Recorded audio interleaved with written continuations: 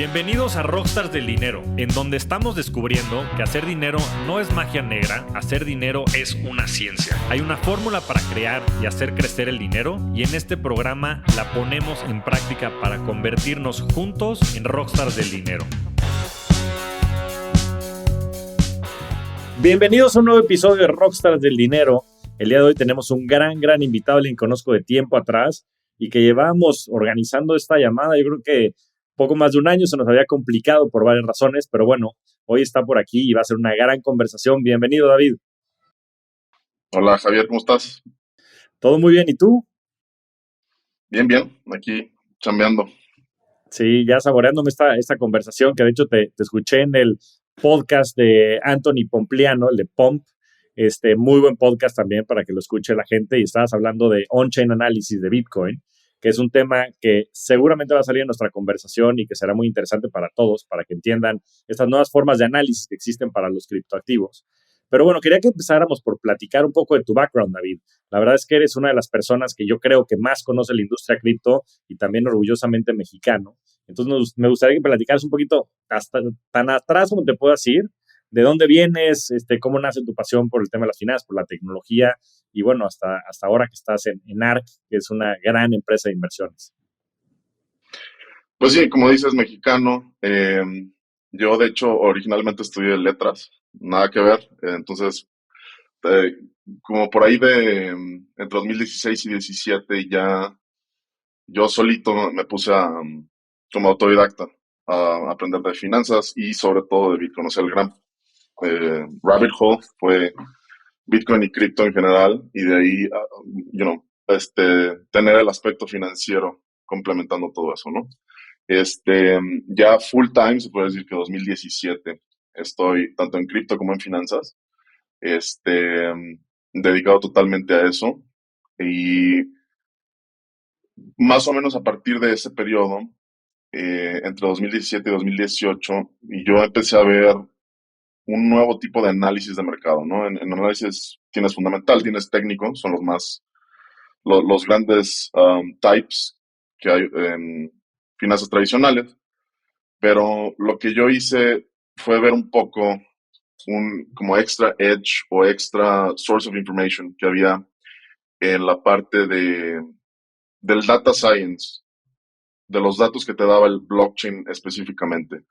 Eh, y empecé a ver que esos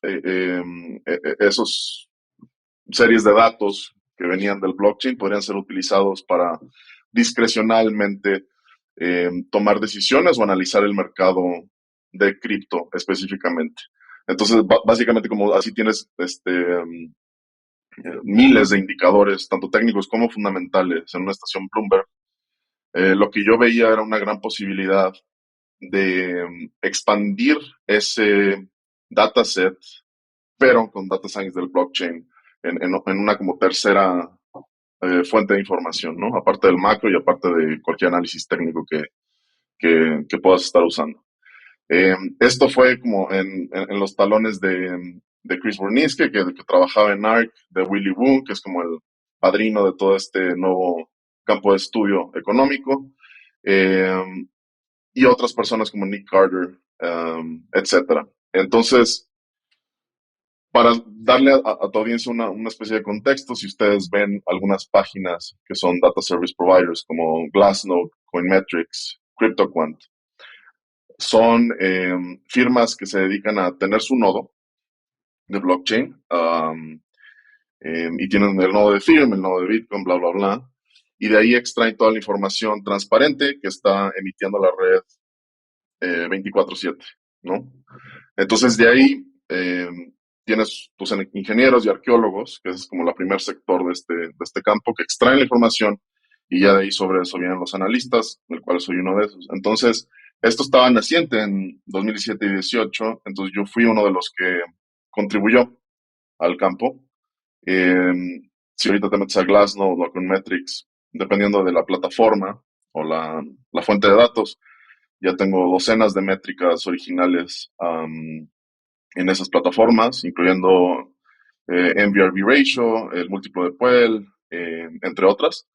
Y básicamente de ahí Yo estuve con mi ex socio Murad trabajando en un fondo que luego cerramos y después de eso yo ya entré estuve unos años de consultor y en enero de 2022 ya entré a ARK Invest con Cathy Wood y Yassine el Manja y el equipo de, pues de gente que admiro, un equipo que admiro mucho desde hace años. Y pues nada, encantado con la nueva chamba y dándole duro para seguir contribuyendo al espacio y a nuestros inversionistas. No, pues la verdad es que yo que te conozco en lo personal, David, y que he visto cómo has avanzado tu carrera, la verdad es que para mí siempre ha sido un verdadero orgullo y un privilegio el poder estar cerca de ti, porque como dices, pues están casi que inventando los nuevos, pues, arquetipos de esta nueva sociedad, ¿no? Esta nueva tecnología, como decías, inclusive arqueólogos, ¿no? Mencionaste la palabra arqueólogos, ahorita que estabas mencionando todo el tema que se hace, pues, en estas distintas firmas sobre el análisis ya de, pues, de los nodos y de la información que existe ahí. Y tú has sido uno de los pioneros en este sentido, ¿no? Como mencionabas, existe el múltiplo Puel, que es un múltiplo utilizado, pues, en la industria para poder analizar ciertas tendencias que ya platicaremos ahorita hacia adelante. Pero la verdad es que ha sido bien representativo. Muchas de las figuras que mencionas, Chris Burninsky, que ahora tiene un fondo placeholder que vale pues, más de $1,000,000,000, Willy Woo y Murat, tus ex socios en el fondo, pues que también son personas de muchísimo renombre en la industria y que han hecho contribuciones muy importantes al análisis y a las narrativas inclusive sobre las cuales se está desarrollando esta tecnología. Y bueno, por supuesto, ahora trabajando con Cathy Wood y con todo el equipo en ARC. Se dice fácil, David, pero la verdad es que creo que tienes muchísimo mérito. Y lo que te quería preguntar es, ¿qué es lo que, ¿qué es lo que más has aprendido de estas personalidades con las que has trabajado? ¿No? Desde Chris Burninsky en su momento hasta Willy, Murad y ahora con Cathy, con Cathy, ¿qué es lo que más has aprendido de todas estas personalidades? Uy, hace poco de hecho tuiteé un poco, bueno, en cripto es extremadamente meritocrático, en el sentido de que es por lo menos a mi perspectiva, la industria que yo he visto más recompensas simplemente el mérito y tu trabajo a corto y largo plazo. Es decir, es la única industria donde yo he visto college dropouts o high school dropouts trabajando con gente de MIT y Harvard a la par. Eh, es extremadamente meritocrática en ese sentido, ¿no? Da bienvenida a gente de una carrera muy lineal y tradicional y también de completos autodidactas como yo. Eh, y eso es maravilloso, ¿no? Que el mérito valga ante todo en lugar de cualquier otra noción. Lo que más he aprendido, uff, varias cosas. No sé, pues, ¿qué le dirías a alguien que está empezando su carrera, ya sea en finanzas o en cualquier cosa? Es eso. Sí, puedes tratar de hacer el cold reach out, pero siempre trata de dar valor por valor. Es decir, no nada más pidas. Siempre sé más generoso antes que pedir las cosas. Más bien, sé generoso y ya el universo como que te lo regresa un poquito. Entonces, tratar de contribuir debe ser una prioridad si quieres tener una carrera en cualquier rubro. Eh, Nunca mientas, siempre sé honesto, las cosas claras. Eh, pues a mantener el estrés, porque estás en un mundo de finanzas y todos los mercados, no nada más eh, cripto, son volátiles, son impredecibles y tienen factores fundamentales estadísticos que no puedes predecir o que puedes predecir, pero a nivel discrecional, ¿no? No a nivel em, matemático. Entonces, tienes que desarrollar un carácter que, que se mantenga muy estable a través del tiempo. Es decir, si el mercado está a tu favor, no ponerte exuberante, hedonista, no ponerte complaciente. Y si el mercado no está a tu favor, no ponerte ansioso, no apanicarse, deprimirse, etcétera, ¿no? Eso creo que también es mucho de lo que he aprendido por la gente que he conocido en esta industria. También mirar las cosas de largo plazo, ¿no? En ARC manejamos un horizonte de 5 años o más. En cripto yo creo que más o menos también aplica ese tipo de horizontes, ¿no? Sí, y lo puedes ver ya en los ciclos que se han desarrollado en cripto de entre mercados alcistas y bajistas, etcétera. Eh, y pues más o menos se resumen en eso para no tomar tanto tiempo en la pregunta, pero a grandes rasgos es eso, ¿no? O sea, mantente honesto, mantente trabajador, mantente generoso y mantente estable emocionalmente.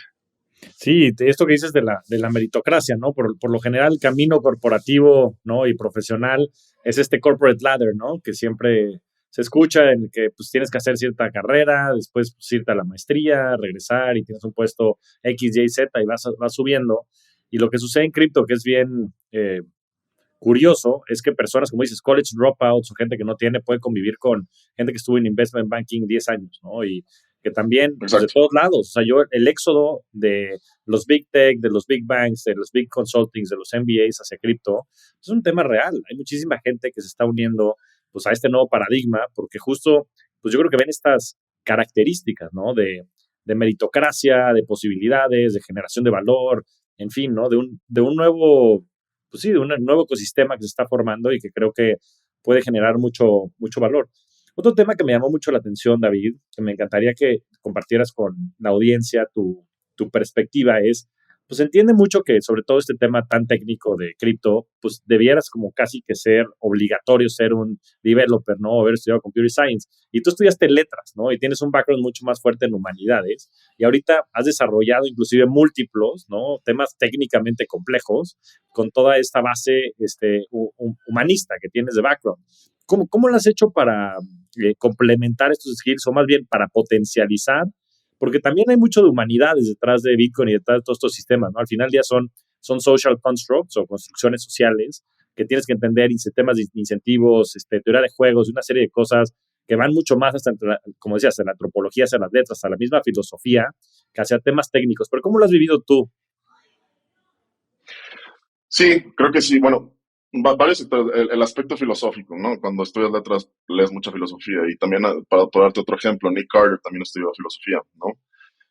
Se ve mucho eso, muchos traders que conozco estudiaron filosofía. Tal vez no específicamente letras, pero está dentro del, del rango, ¿no?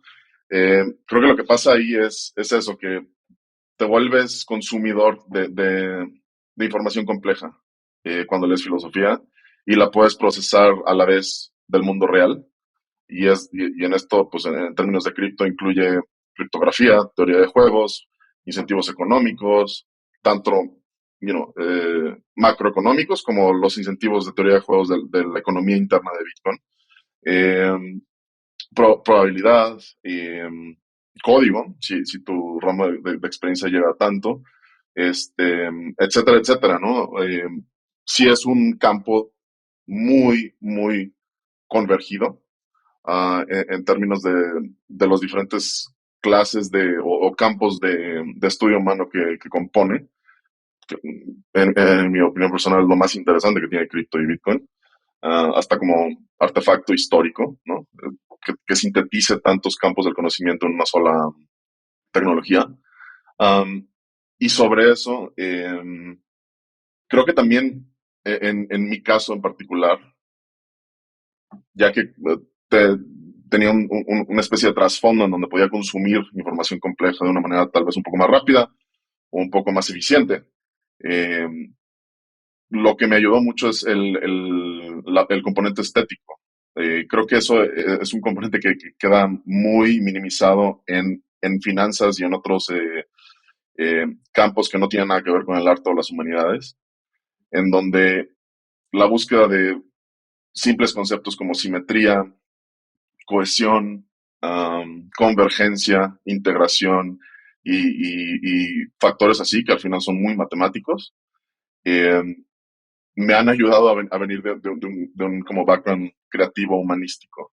Es decir, te ayuda a revisar, por ejemplo, un modelo. Si el modelo no tiene sentido, o sea, y eso es con una intuición muy estética, ¿no? La puedes ver hasta en física y matemáticas, ¿no? Porque O sea, se podría hacer el argumento de que el modelo estándar de partículas elementales se llevó gracias en gran parte a la intuición eh, estética de grandes físicos del siglo XX, ¿no? El perseguir esa simetría, que literal está tal cual en el modelo estándar, y luego la ruptura de la simetría y cuando se rompe dices por qué y descubres el bosón de Higgs, ¿no? Y cosas así. Entonces, creo que lo mismo aplica también a mercados y a probabilidad, en el sentido de, uno, en el contexto filosófico, tienes que analizar las cosas desde primeros principios, ¿no? El first principles que se dicen todos los libros, entonces está muy en boga ese concepto, que es simplemente que las cosas tengan sentido a un nivel lógico, y después que tengan sentido a un nivel probabilístico o matemático, y después, encima de eso, la parte discrecional, ¿no? De donde ya complementas tu modelo con todo lo demás, con el contexto general, es decir, el macro, otros modelos, eh, y tu modelo de riesgo mismo, ¿no? Entonces, todo eso en total equals ya tus decisiones de inversión sobre el tiempo. eh, eh, y listo, más o menos a grandes rasgos, yo creo que se resumiría. Qué cautivante conversación, David. La verdad, me identifico mucho porque yo creo que cuando conoces este tipo de pues, artefactos, ya no sé si podría decir que Bitcoin era una tecnología, porque creo que es mucho más allá de eso. Yo creo que es un stepping stone de algo que nos va a permitir, un building block, de algo que nos va a permitir evolucionar como sociedad y que nos va a permitir interactuar de otra manera y avanzar mucho en temas, como decías, de meritocracia, de productividad, de eficiencia, en fin, ¿no? Transparencia. Pero me llamó muchísimo la atención todos estos conceptos que dices, ¿no? Sobre, por ejemplo, la estética, ¿no? Que es algo que, pues alguien como analizando código o viendo como de alto nivel, pues inclusive hasta la volatilidad misma de que tiene Bitcoin o que ha tenido Bitcoin en su historia, como que sería difícil de comprender. Pero yo creo que una vez que estás tan inmerso en el famoso rabbit hole, pues son cosas que empiezan a salir, ¿no? Como decías, y desde ahí, y entendiendo las matemáticas y viéndolas como el lenguaje de la naturaleza y después entendiendo la trascendencia que pueden tener hacia la ciencia y hacia otros aspectos de la vida, inclusive el bosón de Higgins, todo este tipo de cosas, te cambia la perspectiva de manera muy, muy importante, ¿no? Entonces, pues eso nos daría para tener una plática súper, súper profunda que seguramente duraría mucho tiempo, pero me gustaría que nos dijeras específicamente qué fue lo que te cautivó de Bitcoin en un principio, y cómo fue esa transición de, pues de David quién era a David quién es hoy. A primera instancia, cuando lo descubrí, lo que me llamó la atención es totalmente estética. Se me hizo verdaderamente bello que un artefacto, una tecnología funcionara de esta manera. Y eso conlleva a la forma en que Bitcoin fue diseñada, ¿no? Sale de un mailing list oscuro de cyberpunks que, o sea, básicamente una bola de, de gigabrains, llamémosles, que platicando juntos tienen una especie de filosofía en donde queremos resistencia al gobierno, en específico a través de la criptografía, y después de por lo menos un par de décadas, en ochentas y noventas, varios intentos de crear un dinero que fuera resistente no, no solo al gobierno, sino a cualquier actor eh, que quisiera tomar eh, poder mayoritario sobre cualquier sistema, en este caso dinero.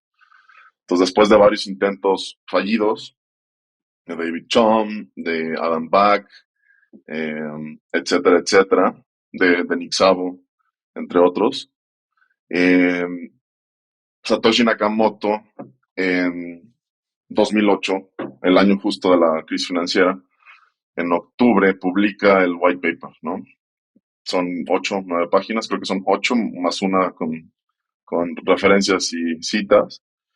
Y básicamente ahí se me hizo, esa parte se me hizo que sintetiza, si lo lees y te pones a pensar en qué es, tanto el white paper como Bitcoin como redes, una serie de tecnologías que ya existían, excepto tal vez una, o conceptos tecnológicos que ya existían, la criptografía de llaves públicas o criptografía simétrica, que nace en los 70s por Nori Diffie, eh, el proof of work de Adam Back, o por lo menos un proof of work. Bueno, perdón, me equivoqué. La criptografía de llaves públicas es de cuarta esta parte, ¿no? Te hago el clap. Vale, vale, Se vale. me fue, se me fueron los nombres. Eh, vale, reset. Entonces, tienes lo que se me hizo más interesante fue que recuperaba y sintetizaba varias tecnologías que ya existían, tal vez excepto una, en un solo modelo que era eficiente y que funcionaba en el mundo real, ¿no? Tienes criptografía simétrica o de llaves públicas que nació en los 70s, tienes Proof of Work que nace desde principios de los 90s, pero Adam Back lo incorpora a un sistema de verificación relacionado con el dinero. Tienes Cap Theorem de finales de los 90s, tienes varias pequeñas partículas que son esenciales a Bitcoin, ¿no? Como Merkle Trees, que también se da, me parece, a principios de los 80s, etcétera, etcétera, etcétera, etcétera. Entonces, más o menos como entre 5 y 10 tecnologías o conceptos tecnológicos fueron esenciales, y sobre eso Satoshi Nakamoto agrega el ajuste de dificultad, el que se relaciona mucho con el hash rate de la red bajo el sistema de minado y de proof of work.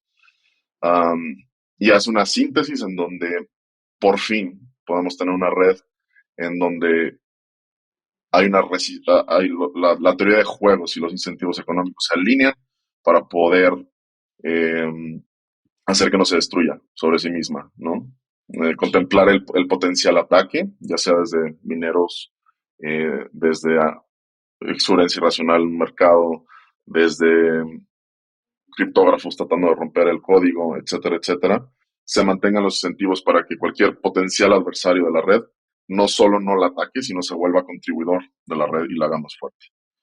En ese sentido es de los sistemas más antifrágiles que he visto, entonces estéticamente eso se me hizo bello y me llamó mucho la atención, independientemente de cualquier cualidad política que yo le pueda asignar a Bitcoin como dinero. Simplemente funcionaba y funcionaba bien y ya llevaba funcionando casi una década. Entonces, eso fue. Y también la parte financiera. Me puse a analizar el mercado en sí, ver eh, cómo el precio de Bitcoin sí actuaba de manera volátil, pero bueno, tenía cierta música, como lo tienen todos los mercados, ¿no? Entre tendencias alcistas y bajistas, y esta tendencia más o menos alineada con los 4 años que eran cruciales en la política monetaria de Bitcoin, ¿no? De que la emisión de moneda se parte a la mitad cada 4 años a nivel de protocolo, y demás y demás, y el coup de gras fue después ya integrarlo todo entre ver las características que tenía Bitcoin como protocolo para producir economía, y por el otro lado ver cómo Bitcoin se desarrolló en el mundo real como economía, eh, a través del on-chain análisis, en el cual me especialicé en los últimos años. Sí, la verdad es que conoces muchísimo de la historia. Yo, si te tuviera que preguntar, sé que no se sabe, pero y tuvieras que adivinar quién es Satoshi Nakamoto, porque se habla de Hal Finney, Nick Szabo, en fin, se ha hecho con mucha especulación. Este, probablemente hayan sido tal vez un grupo de personas, eh, porque pues, es el seudónimo más famoso, pues, no sé si de la historia, pero por lo menos de la historia reciente.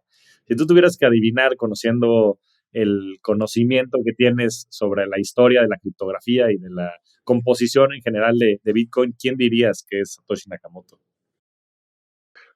Tengo varias teorías sobre quién puede ser, pero hago el propósito de no decirlas en público nunca, y nunca las voy a decir. O sea, lo que me queda claro de Satoshi, él, ella o ellos, es que era una persona que no quiere ser descubierta, que quiere mantenerse en el ocaso del olvido, en donde solo seudónimo persista, ¿no?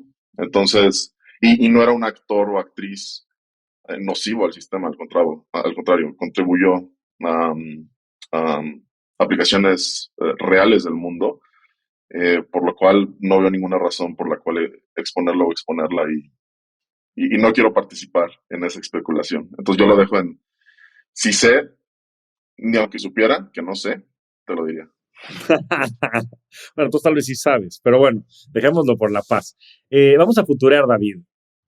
¿Dónde está? O sea, ¿qué representa Bitcoin para la humanidad en 10, 30 y 50 años? Uy, aparte 3 puntos de inflexión me ponen. 10, 30 y 50. 10, 30 y 50. Ay, ay, ay. 10 años. Adopción institucional, yo creo que va a ser la narrativa principal. Y ya lo hemos visto desde 2020, desde COVID, ¿no? En COVID, instituciones, en especial las americanas, tomaron posiciones importantes en el activo, en Bitcoin y toda la industria de cripto. Y desde entonces vemos esto aumentar y aumentar como un asset legítimo en cualquier portafolio, por lo menos portafolios institucionales. Bajo esos mismos términos, ya vemos un incremento en la correlación entre Bitcoin y mercados tradicionales, Nasdaq, S&P, etcétera. Ha sido una correlación muy positiva desde marzo de 2020. Oye, David, y nada más Eso, ahí, haciendo doble clic ahí, que eso es bien importante, porque pues, se hablaba mucho, ya sabes, que Bitcoin y, en fin, los criptoactivos eran importantes dentro de los portafolios de inversión porque no están correlacionados, y ahora están muy correlacionados, como decía, sobre todo al Nasdaq, y bueno, sé claramente la correlación. Y te escuché decir esto en el podcast con Pomp. ¿Podrías explicar un poquito más? O sea, me parece muy obvio, ¿no? Pues ya tienes esta exposición, las instituciones a este tipo de instrumentos, y cuando hacen el risk on o el risk off de sus portafolios, entonces compran y venden estos activos que son tan líquidos como las acciones de Apple y que pueden ser entonces tradeados o comprados y vendidos de la misma manera, ¿no? Pero podrías ahondar un poquito en ese tema que me parece bien importante. sí, bueno, en términos de Bitcoin tienes como varios cohorts o grupos, digámosle en español, de actores de mercado, ¿no? Tienes los OGs, o sea, los early adopters del sistema, que por estimado se podría interpretar que son los mayores holders del asset, porque vienen desde 2011 y compraron mucha cantidad de bitcoins por eh, menor valor fiat. Y OGs quiere decir Viene, Original Gangsters, ¿no? exacto, en cripto es un término muy usado y es la manera en que le decimos al early adopter. Sobre eso tienes las instituciones, que bueno, en el caso de ARK, nosotros tomamos la primera posición a través de GBTC en 2015, pero la mayoría de las, tienes a Druckenmiller, Paul Tudor Jones, etcétera, tomando ya posiciones por ahí de marzo a septiembre de, de 2020, después de COVID, um, entre otras, ¿no? Lo que yo noto en lo que van en la economía interna de Bitcoin es que a nivel del holder, es decir, la persona que adquiere un Bitcoin y después no lo mueve, el holder behavior está muy fuerte, por lo tanto hace todo el supply, toda la oferta monetaria de Bitcoin muy inelástica. Y y el descubrimiento del precio eh, se ha vuelto mucho una especie de sistema entre compras y ventas, sobre todo de estas instituciones, ¿no? Por eso la correlación. Estas instituciones han denominado que Bitcoin es un risk-on asset y por lo tanto cuando la Fed sube la tasa de interés o hay mayor inflación en el CPI o cualquiera, deciden venderlo junto con todos sus risk-on assets, ¿no? El Nasdaq o los activos en el Nasdaq, S&P, etcétera, etcétera. Um, entonces, se ha vuelto, desde 2020 esa ha sido la narrativa general. y claramente el precio de Bitcoin se ha movido en correlación con este cohort de activos. Eh, Nosotros tenemos la creencia de que Bitcoin es mucho más que un risk-on asset y que tiene unas cualidades defensivas para value investors, pero el mercado hasta ahorita no las ha descubierto y no las ha metido en su teoría de precios y forecast de Bitcoin. Ya, Pero Bitcoin en ese sentido es como un proteo, ¿no? Es maleable, eh, se adapta a nivel de protocolo, se adapta a muchas situaciones, tanto risk on como risk off. ya. Regresemos a la pregunta original, que yo la desvié. Entonces, ahora 30 años. Adopción institucional a 10 años, 30 años. ¿Dónde andamos? Sobre el horizonte de tiempo de 10 años, el tema que yo creo que se va a volver muy importante es computación cuántica. Ok, Eh, es un componente muy importante, una convergencia tecnológica muy importante que obviamente tiene impactos sobre los protocolos en los que Bitcoin y todas las criptomonedas están basadas, ¿no? Este es un tema muy amplio y complejo de platicar, pero a nivel de mercado y a nivel del día a día se va a volver un tema mucho más importante, no solo para criptomonedas, sino para cualquier tecnología, ¿no? Es un tema correcto. lento, que escala lentamente, pero que está incrementalmente creciendo en importancia. Sí, que va a ser uno de los grandes retos, ¿no? Porque, pues en principio, si existe la computación cuántica, con la capacidad que van a tener estas computadoras, pues el nivel de iteraciones que van a tener va a ser tal que en teoría podrían romper la criptografía, ¿no? Ese es el dilema que existe.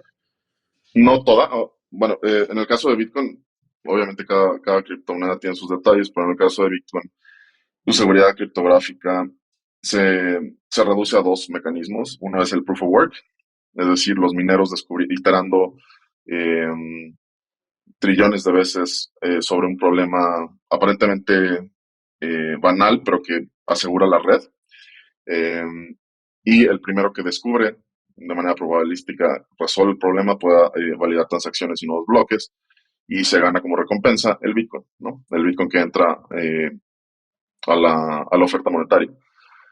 Bajo ese sistema, el Proof of Work yo creo que es mucho más seguro y robusto porque usa la tecnología de funciones de hashes, en la cual le llaman post-cuántica, es decir, que es resistente a computación cuántica. Yo he visto estimaciones que es resistente hasta 2045 y aún así, aunque no sea resistente, asumes que cuando se incrementa la adopción de computación cuántica, ahora el minado va a ser resguardado por computadoras cuánticas en agregado. Entonces ya tienes una red mucho más Ok, inquebrantable y robusta. El otro componente es la curva elíptica, que eso es como el signature scheme, es el esquema de firmas donde se validan las transacciones a nivel individual. Y se llama curva elíptica porque el problema matemático literal es una especie de curva, ¿no? Ese sí es vulnerable a tecnología cuántica. Entonces, y eso también lo tiene Ethereum y lo tienen varias criptomonedas. Y en eso yo creo que va a haber mucha discusión sobre cómo mejorar la tecnología y readaptarla a nivel de protocolo, tanto para Bitcoin como para Ethereum. Y básicamente, si ves el roadmap de Ethereum ahorita, el famoso de merge, de splurge, de todo eso, que mucha gente se ríe de los nombres. Fíjate en la parte final de ese roadmap. Está en la esquinita, en la parte derecha de todo, o sea, literal hasta el final. Y ahí dicen dos cosas que van a ser esenciales para cualquier criptomoneda. Ellos ponen CK Snarks Everything, Post Quantum Everything. ¿Eso qué quiere decir? Vamos a hacer Ethereum totalmente privado y vamos a hacer Ethereum totalmente resistente a la computación cuántica. Entonces, es una cosa que en el mediano a largo plazo es muy importante para cualquier criptomoneda, incluidos Bitcoin y Ethereum. Privacidad para mantener la fungibilidad de la moneda y que cualquier gobierno, el Partido Comunista de China, por ejemplo, o cualquier regulador no pueda hacer un blacklist de transacciones o UTXOs o cuentas en Ethereum, como lo ha hecho como ya hubo sanciones de OFAC contra Tornado Cash, por ejemplo, en donde Sí. ciertas direcciones en específicas ya fueron censuradas. Y Entonces, arrestaron, ¿no? privacidad Arrestaron a los inclusive uno de los creadores. developers, ¿no? Exactamente. Y por otro lado, entonces, fungibilidad de privacidad y por otro lado, resistencia cuántica. Entonces, están los roadmaps ya, ¿no? Hasta en Ethereum, la gente se clava mucho con el merge y con los rollups y ya luego sigues y vertical trees y ves que. Pero creo que lo más importante de eso, sobre todo al horizonte de tiempo que tú me dices, 10 años, es eso. Privacy everything, post-quantum everything. Ya.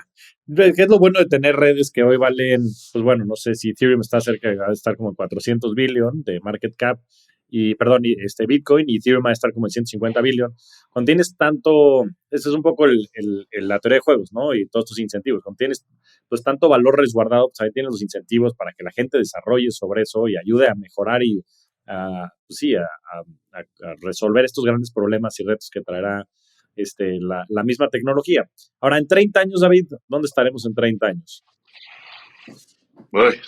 Bueno, que conste que todo esto es mucho más, entre más tiempo, más complicado de hacer Sí, la estimación em, bueno, en ARC, sobre el horizonte de tiempo de 2030 tenemos más o menos un estimado que contempla 8 componentes que creemos se desarrollen hacia los 3 años, 30 años también, ¿no?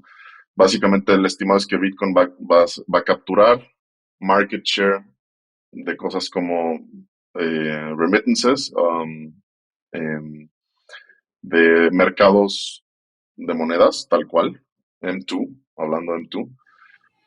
dólares, yenes, yuanes, euros, Exactamente, etcétera, ¿no? dinero fiat en general, tesorerías de naciones-estado, como ya lo vimos con El Salvador.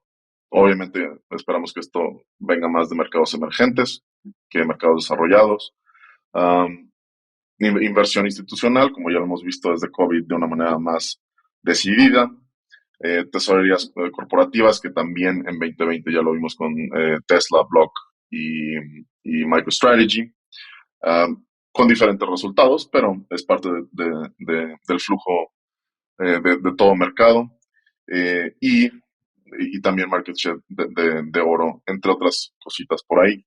Pero a grandes rasgos es lo que esperamos que forme un componente funcional del market share de Bitcoin en el futuro, ¿no? Entonces, con eso llegamos al estimado de 1 millón en 2030, el cual estamos evaluando, eh, pero en lo subsecuente creemos que también ese incremento y esa convergencia de diferentes industrias en retomar a Bitcoin como una especie de propiedad de valor, en reservas, en medio de intercambio y en todo eso, eh, va a monetizar a Bitcoin de una manera bastante importante. Es decir, como Bitcoin tiene un poco las propiedades prácticas, ¿no? La facilidad de transferirlo a través del espacio y del tiempo, como lo tiene el dinero fiat, y a la vez una política monetaria conservadora como la del oro, puede convergir varios de los componentes en monetizarse en las grandes masas a nivel mundial, ¿no? Claro. Entonces va a ser una moneda, se puede ver el escenario donde Bitcoin ya es una moneda importante en el teatro mundial y sea intercambiada con múltiples fiats a largo plazo. Entremos un poco más a profundidad a eso. Ese estudio salió, si no mal recuerdo, hace unos como 6 meses, en el que pues el equipo de ARC, justo en función de todos estos flujos y de todos estos actores que bien mencionas, y sabiendo que la oferta de Bitcoin es limitada, ¿no? Como sabemos, van a haber 21 millones de Bitcoin que se van a generar a través de la historia. En fin, creo que se terminan de minar por ahí de 2140. Y como decías, pues es una oferta bastante inelástica porque la manera en la que se generan bitcoins es asintótica, o sea, tiende a cero. Este, pues te da este resultado de $1 millón en función del dinero que va a entrar de cada uno de estos instituciones.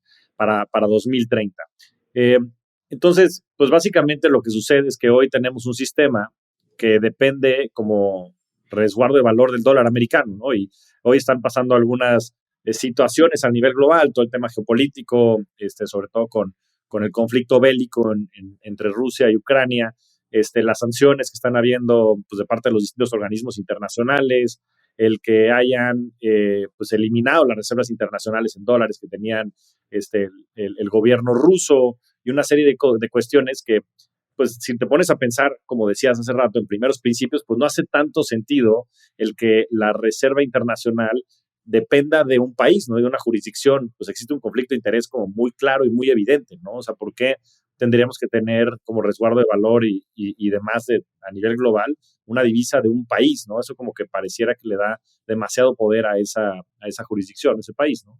Entonces, pues creo que el tener un dinero digital que tenga estas características, que dependa de una red, que sea descentralizado, que tenga ciertas capacidades de seguridad, etcétera, etcétera, pues va a ser que poco a poco y conforme vaya subiendo la adopción, estos distintos actores vayan participando, ¿no? Entonces, como decías, desde naciones, Estado, como ya fue el caso de El Salvador, que se empiezan a unir, hasta otros tipos de actores que empiezan a tener reservas en vez de en dólares y en otro tipo de divisas fiat, que además pues tienden a estar sobreexplotadas desde el punto de vista de la impresión del dinero y demás, por las distintas políticas monetarias, que no estoy diciendo que sean buenas ni que sean malas, simplemente que son. Entonces, pues mucho de la tesis de inversión de ARK, y si no, corrígeme, David, es que estos flujos van a fluir al ser la oferta limitada, pues estos flujos lo que hacen es que generan que el precio suba por meros temas de oferta y demanda, y teniendo eso como consideración, el precio del Bitcoin que ustedes estiman pudiera ser de $1,000,000, ahorita está cerca de 19, 18 mil dólares, de $1,000,000 a 50 veces el valor hacia 2030, estimando que esos flujos entran, ¿correcto? Sí, como estimación, más o menos sí. Eh, pero más importante sobre eso, o sea, que si analizas un poco el Big Ideas que tuvimos de 2022, que sacamos cada año, creo que cripto en general se puede conceptualizar muy bien dentro del esquema siguiente.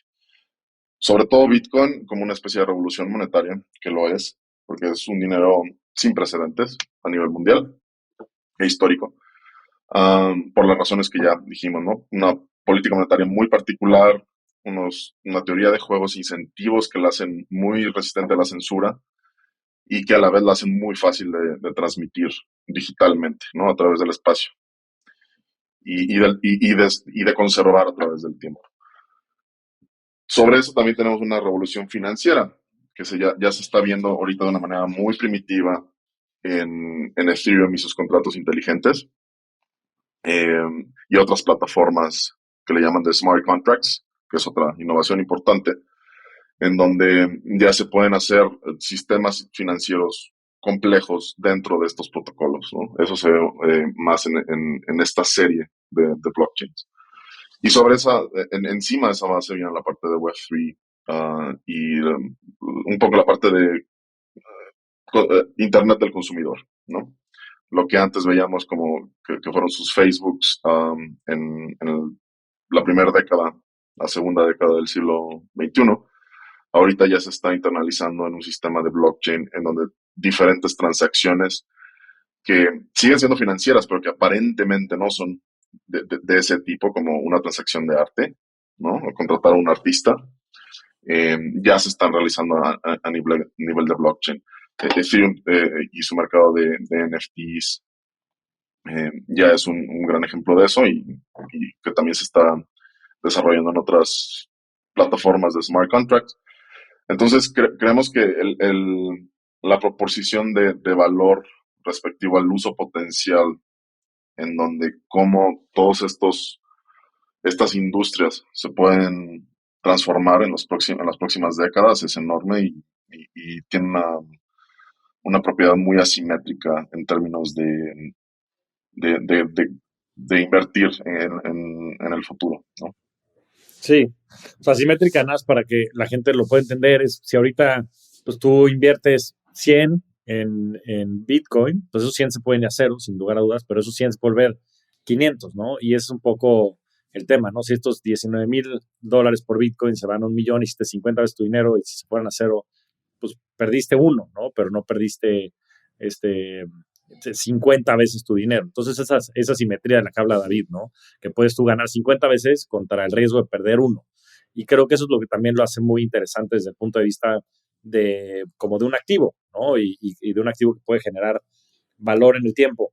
Publican también pues muchos análisis, David, en ARC. ¿Dónde la gente los puede encontrar? ¿Dónde pueden suscribirse a sus distintos reportes que hacen mensuales?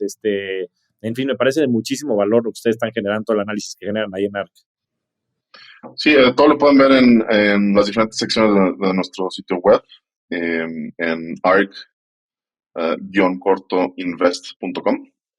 Y ahí viene todo lo que tenemos sobre tanto de cripto y de las otras plataformas tecnológicas en las que nos concentramos. ¿Y a ti dónde te pueden encontrar, David? En Twitter, de Puel Arc, ese es mi handle, de Puel Arc, Puel va con doble L. Y sí, hay cualquier cosa que tenga que ver con lo que traigo en la mente en ese tiempo o no research que publicamos, lo pueden ver por ahí. Buenísimo. A ver, y retomando estas dos últimas preguntas, de 30 y de 50 años, en un minuto, o sea, ¿dónde crees que pudiera ser? En 30 años ya habrá reemplazado el oro como resguardo de valor de facto. ¿Crees que hay algunos países que lo hayan implementado como legal tender, como fue el caso de El Salvador, de manera masiva? Futureando, y sabemos que, pues, o sea, a 30 años lo que pueda suceder es probabilísticamente no muy acertado, pero simplemente platícanos un poco lo que tienes en la cabeza de lo que pudiera representar, tal vez a 2050, pues ya es el settlement layer del mundo y no nada más es tema de dinero, sino todo está tokenizado y está tokenizado sobre cripto y, en fin, la misma economía, el comercio, todo internacional, que estás hablando de miles de millones de dólares. O sea, sobre esto, ¿a dónde crees que podríamos llegar? Yo creo que el debate más a largo plazo, eh, sobre todo para Bitcoin, esto no aplica tanto a las otras, es la oferta monetaria misma, la política monetaria de Bitcoin. Yo creo que va a ser el gran debate a 50, 100 años. Mientras más se aproxime la fecha en donde la recompensa del subsidio de bloques, es decir, los nuevos Bitcoins que entran al sistema que se pagan a los mineros, mientras ese número se aproxime a cero, porque se parte la mitad cada 4 años, o 210,000 bloques. Eh, Va a ser de forma incremental un debate sobre si la red de Bitcoin puede mantenerse segura en ese esquema, ¿no? Es decir, cuando los nuevos Bitcoins entran al sistema, si asumimos que eso se va a cero y que cada vez es menor, la red se puede mantener solo con los transaction fees, con la comisión por transacción que se le paga también a los mineros. Ese es un debate que se va a expandir y que se amplía a múltiples soluciones.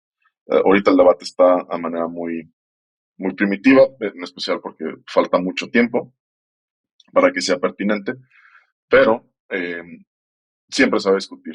Pero yo creo que a largo plazo es lo que podría ser más predecible porque se aproxima la fecha en donde la nueva emisión de moneda se aproxima a cero. Y por ende el pago de los mineros. Gran porcentaje del pago de los mineros también. Ya. Oye, David, ya por último, antes de pasar a las preguntas personales, o sea, he hablado mucho en este podcast sobre el análisis fundamental, sobre el análisis técnico, y ahora existe el on-chain análisis. El análisis on-chain o en cadena, no sé cómo traducirlo. De cadena, sí, De en español cadena. suena muy incómodo decirlo en español porque no encuentro análisis de cadena o sí, análisis de la cadena de bloques, ¿no? Está un poco Exacto. raro. Platícanos qué es y platícanos un poco cómo la gente puede aprender más de esto. Platicamos un poquito del múltiplo Puel y una serie de cosas y de cuestiones que es, pues, un poco, bueno, en fin, lo que has estado haciendo estos últimos años y que también me parece apasionante porque hay nuevas maneras de encontrar estos insights y esta información oculta que es muy valiosa.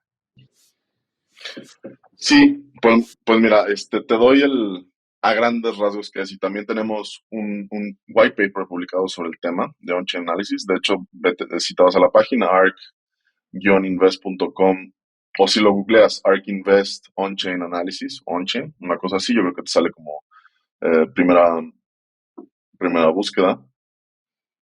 A grandes rasgos es un nuevo campo de estudio económico que se dispone a analizar económicamente a Bitcoin en relación a los datos que obtienes de su blockchain, ¿no?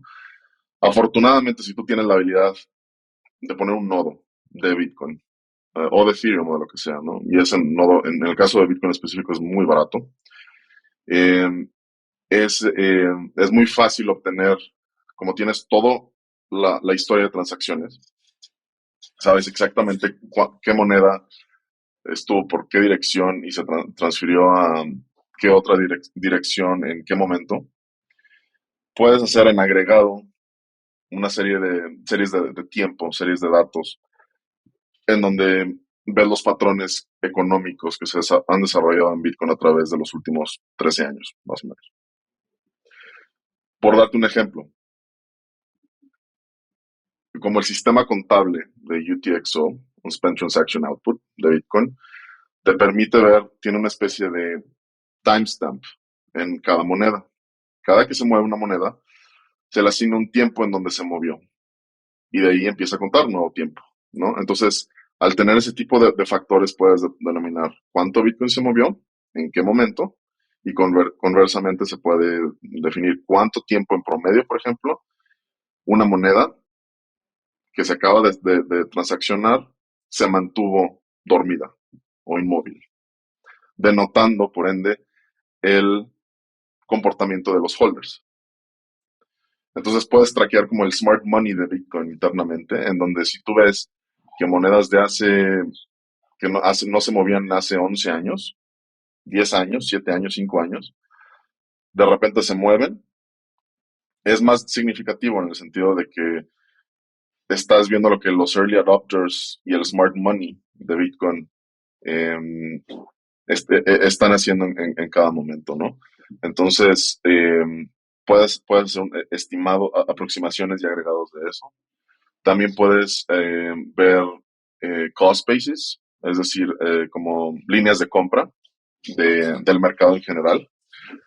Hay una métrica muy popular que se llama capitalización realizada, que a grandes rasgos es, imagínate, tienes capitalización de mercado, ¿no? Market cap, en donde multiplicas cada moneda, cada Bitcoin, por el precio actual, ¿no?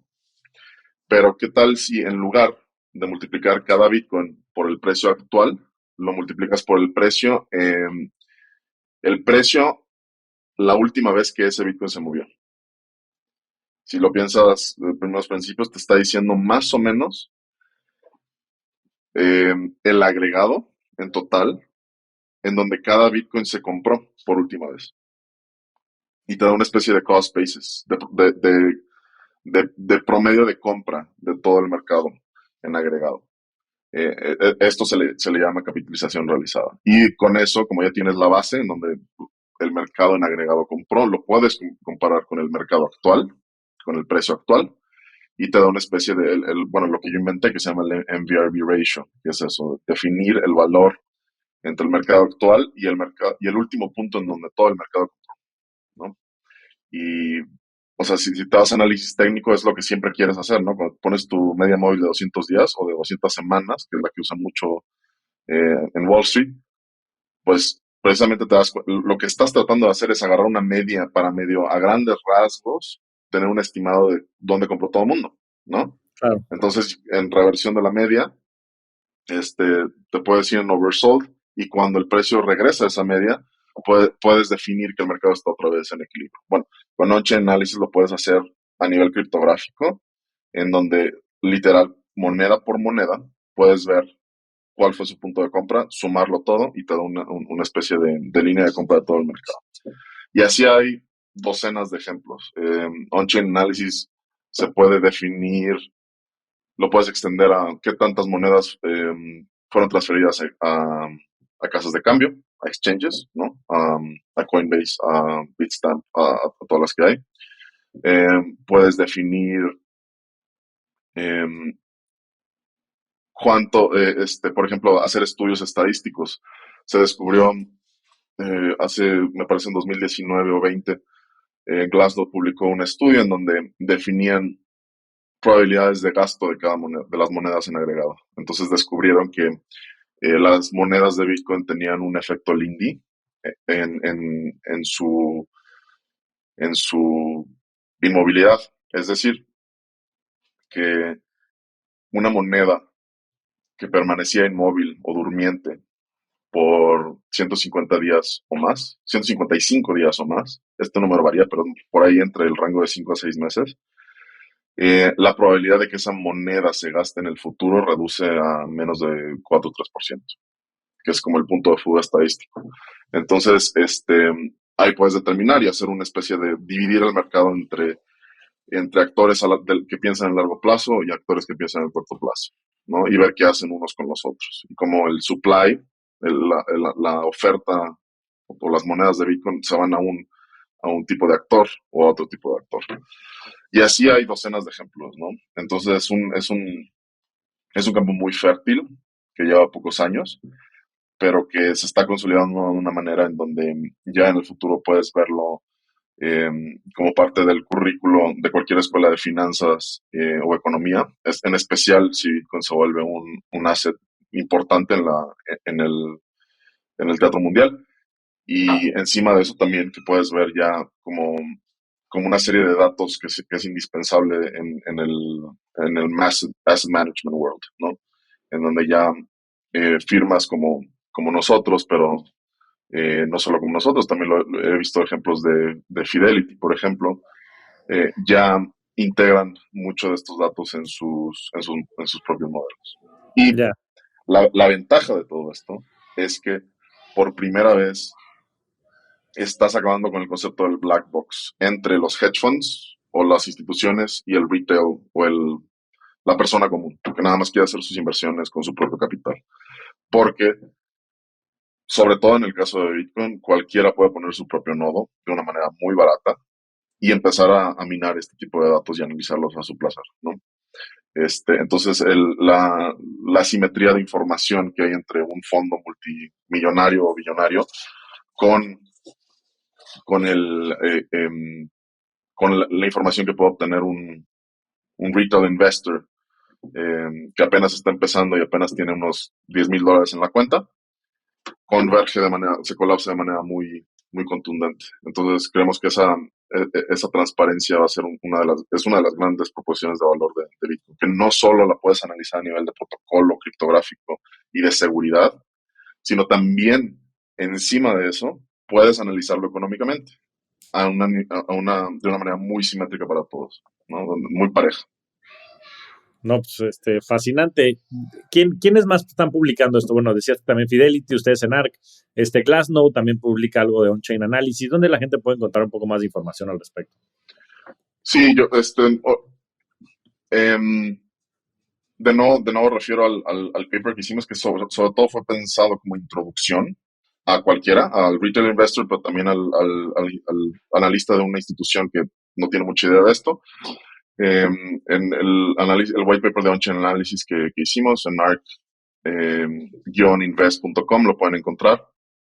Y sobre eso también hay varias plataformas, Glassnode, Coinmetrics, CryptoQuant son las más populares ahorita, en donde tienen sus propios glosarios de qué es cada cosa y tienen sus propias métricas.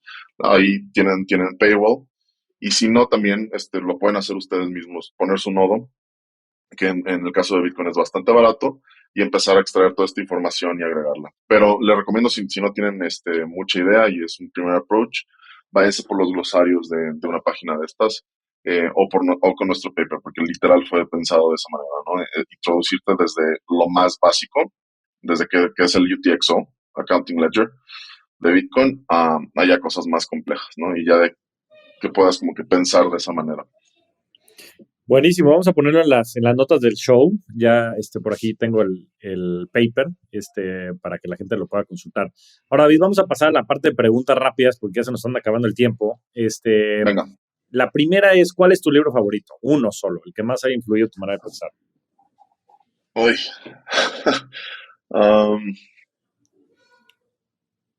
¿Se puede decir las obras completas de Shakespeare? Ándale. ¿Y por Eso. qué? Pues creo que como todo el mundo está contenido en Shakespeare. Si quieres ser muy específico, Hamlet y Rey Lear, algo así. Ok. Pero a ver, explícanos un poquito más el trasfondo.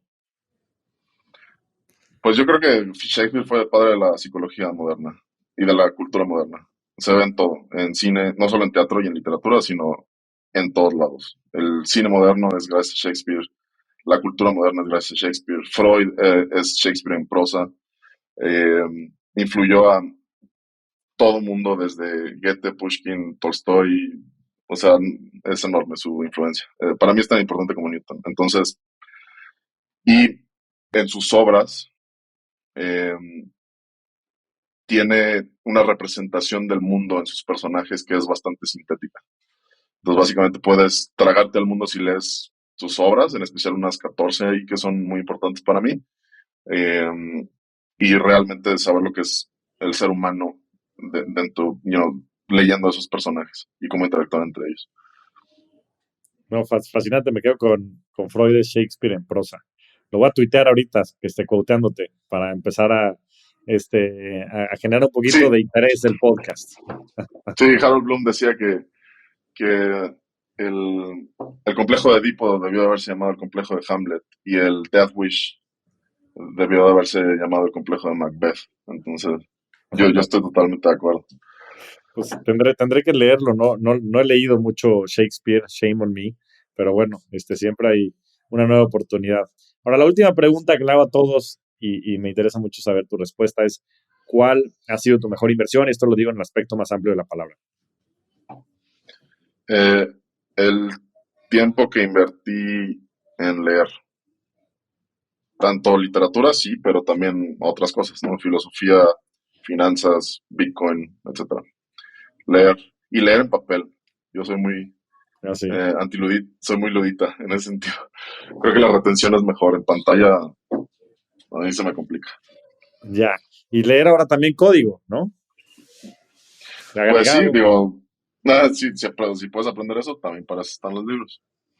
No, Exactamente, no soy exactamente. experto en eso, pero sí. No, pero a mí lo que me parece muy fascinante de ti, David, es que conceptualmente entiendes, porque al final del día el código, pues dicen, por ahí salió un artículo de Chris Dixon buenísimo, que dice que el código lo inventó Aristóteles, ¿no?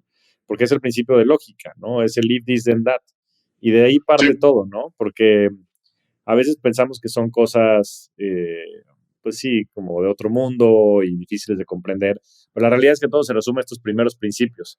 Y bueno, por eso me encantó esta conversación, David, porque estuvo llena de filosofía, llena de profundidad, pero también llena de economía, de tecnología, de futurismo, porque al final del día todas estas son disciplinas que se entrelazan, ¿no? Y entre ellas es que creamos este concepto de humanidad y del mundo y de la realidad sobre la que vivimos. Entonces, no me queda más que agradecerte, David, eres un verdadero rockstar del dinero. Disfruté muchísimo esta conversación y estoy seguro que la gente allá afuera también. Y te agradezco mucho el estar por acá con nosotros y el compartir tu tiempo. no, gracias por la invitación, Javier. Te mando un fuerte abrazo, David. Igualmente. Muchas gracias a todos. Nos vemos semana a semana en este espacio para convertirnos juntos en rockstars del dinero. Yo soy Javier Martínez Morodo. Búscame en redes sociales como @JavierMTZMorodo y suscríbete a Rockstars del Dinero en Spotify, Apple Podcast, donde sea que escuches tus programas. Agradecimientos especiales a todo el equipo de producción. Rockstars del Dinero es una producción de Sonoro. Sonoro.